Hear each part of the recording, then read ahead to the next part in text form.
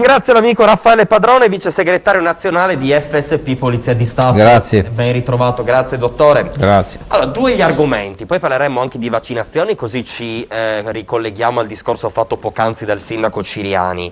Ha sentito però l'appello sia di Clarizia, sia anche da Ciriani stesso, da Fedriga.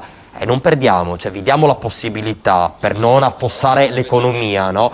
Non fate gli stupidini e fate come se nulla fosse. Siamo in zona gialla, da lì a tornare alla zona arancione o rosso è un attimo, basta che l'indice RT schizzi ancora un po', si verificano nuovi morti e nuovi contagi, beh torniamo da punto a capo.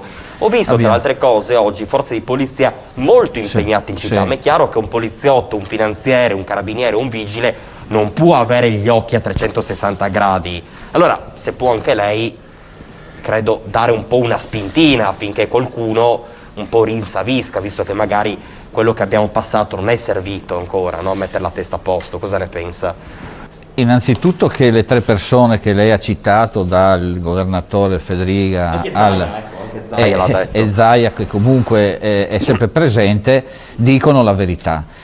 Io credo che, anzi, io personalmente fuori onda gli ho detto sarebbe servito rimanere ancora questa settimana nella zona arancione per dare una maggior sicurezza, anche perché dobbiamo ricordare che fino a venerdì sera, anzi sabato, abbiamo rischiato, poco prima comunque della firma di Fedriga, abbiamo rischiato di andare in quella famosa zona rosso scuro, come ci definisce l'Europa. Quindi se c'è stata questa, è vero, questa diminuzione dell'indice di RT, non significa, cioè non è che l'RT è andato a zero, l'RT è andato sotto la soglia, sotto l'1, che è quella soglia che ci permette di andare in zona gialla. Ci sarebbe poi stato un ricorso, molto probabilmente la discussione è vacillata tra il ricorso che avrebbe potuto fare il nostro governatore e il Ministero della Sanità. Quindi veramente siamo a un filo.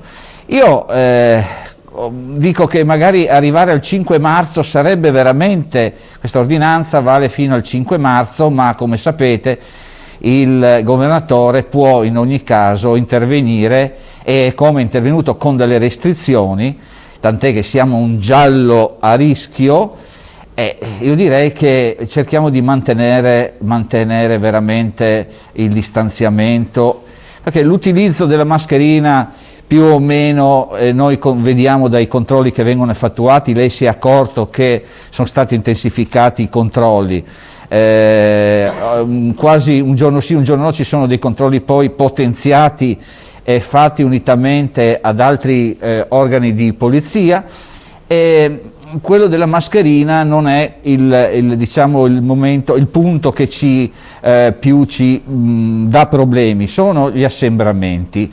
Sono quei ragazzi che ancora non capiscono, non hanno capito quanto è importante stare distanziati. Noi fermiamo gente in macchina in 4-5 persone che poi escono magari da un bar, perché magari il bar era chiuso, ma che escono magari da un'abitazione in 5-6 in macchina, cioè voglio dire violando tante di quelle norme che metà basta. Il problema, poi dobbiamo anche dare un giusto indirizzo. Molte persone che noi controlliamo, direttore, sono straniere, molte persone, e questo ci dà fastidio, perché giustamente se l'italiano si deve attenere a determinate disposizioni, non capiamo perché questi se ne freghino e continuino a girare per la città, magari anche in orario non consentito, perché molte contravvenzioni avvengono anche durante la notte noi facciamo i controlli e le persone che controlliamo non sempre sono di nazionalità italiana. Ma sono passate delle immagini ieri nelle TV nazionali che insomma fanno pensare, cioè sono dovuti intervenire i carabinieri in Piazza del Popolo, a Roma, sono dovuti intervenire a Milano. D'altronde, ha detto bene lei, cioè non è che più di dare l'ordine col megafono, addirittura a Roma, col megafono i colleghi dei carabinieri per allontanare questi ragazzi dall'assembramento delle persone che sembravano libere, cioè è una cosa vergognosa, perché c'è il rispetto, il rispetto non c'è per gli altri.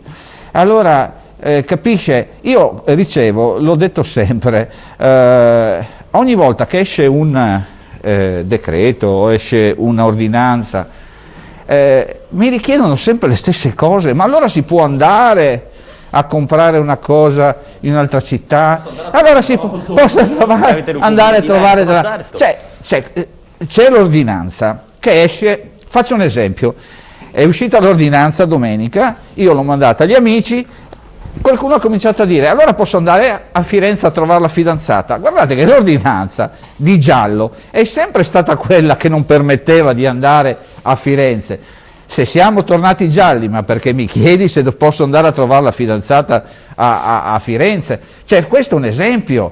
Ma allora, se c'è l'opportunità di poter rimanere a casa nel momento in cui, come diceva il dottor Clarizza, non è che è un libera tutti, dobbiamo cercare di uscire nel momento in cui abbiamo bisogno. Ci hanno dato la fortuna di andare, che ne so, all'interno della nostra regione, uno si fa un giro la domenica, che ne so, può andare a Lignano, perché siamo in Friuli Venezia Giulia. Ci hanno dato la possibilità della seconda casa, ma non per questo uno deve approfittare di queste opportunità.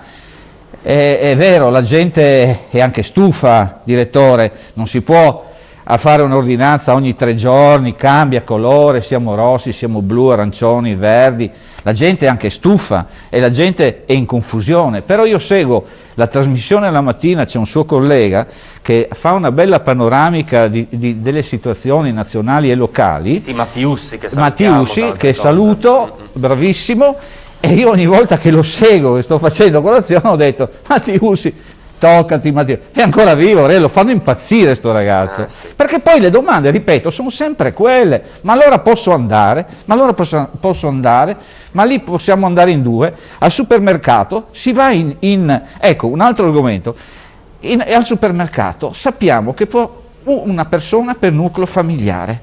Beh, ci sono delle discussioni, guardate, nei supermercati ci sono delle discussioni che chiamano la polizia per intervenire. Ma possiamo andare a far capire la gente ogni volta che c'è una cosa del genere? Allora, io ringrazio le persone che vogliono capire questo messaggio, non siamo ancora fuori da niente, non siamo ancora fuori assolutamente da nessun tipo di quindi antenne emergenza. ben altre. Senta, mi ha impressionato una sua dichiarazione oggi apparsa sulla stampa, impressionato positivamente. Certo. Sbagliato vaccinarsi con l'AstraZeneca. Perché proprio l'AstraZeneca è sbagliato vaccinarsi? Perché, direttore? Cioè, affermazione fatta da Raffaele Padrone, non da Pinco Palla. Allora, Raffaele Padrone guarda un po' tutte le televisioni e legge tutti i giornali.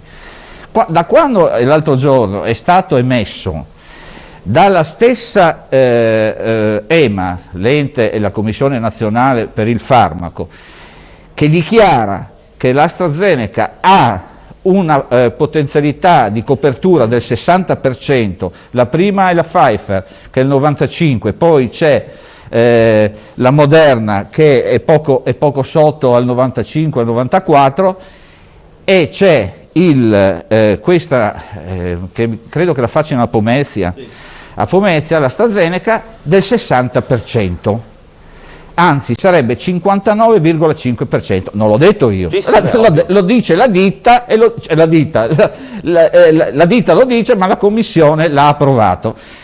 Io voglio sapere perché alla polizia e alle forze dell'ordine, agli insegnanti e ai detenuti viene o sarà fatto, perché c'è scritto AstraZeneca per queste 3 persone, appena arriva ve la facciamo, a chi è dedicata a queste 3 serie di persone. Allora io dico, tra l'altro dai 18 ai 55 anni, il poliziotto come il medico, lo diceva prima il dottor Clarizza, che ringrazio per il suo intervento, è quello che è in prima linea, è quello che il nostro governo ha detto, del 99% esatto, magari, no? è quello che comunque il nostro governo ha detto che dopo i medici, dopo gli anziani, dovevano certo. essere fatti i vaccini alle forze dell'ordine.